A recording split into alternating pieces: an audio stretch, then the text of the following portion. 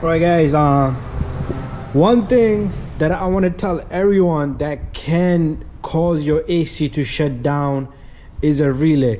Relay are these little square looking boxes here, if you guys don't know, or relays.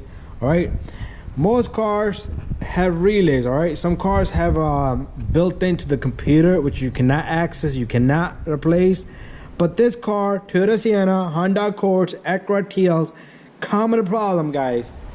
I promise you, I bet you 99.9% of the time you have a bad relay. Right, this gray looking relay right here, see this blue and purple, whatever these colors are, right in between, right here, the one I'm touching right here with my thumb, is the relay for the AC compressor. Right, this is the cover that I took off.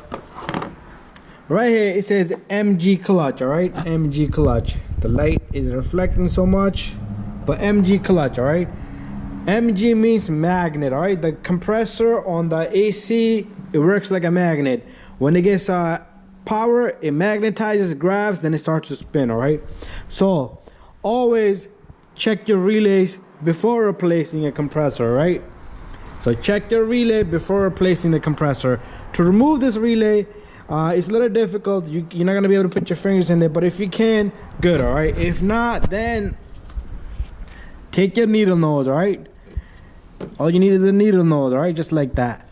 And all you're gonna do is you're gonna pull this out. Right, there you go. That's how simple it is. All right, I had people asking me question, can I put the relay this way or that way? No, it's not possible for you to put this relay the wrong way. It just won't go in. All right, it's only gonna go in one way unless you get the wrong relay. All right guys, so go with the part number on this one. The part number is 90987-02028. all right, that's the part number, and replace it with the same one. This thing is probably 20 bucks, 25 bucks max. If you get it from dealer, you're gonna pay probably 30, 32 bucks, no more than that, probably less than that.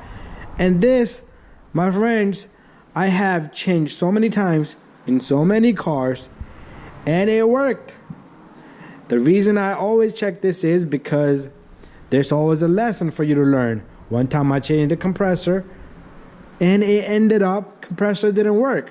All right, but do make sure you have Freon in the system, because this won't engage unless you have a pressure in the system, and the pressure switch is commanding the AC to come on every time you put the AC on inside the car.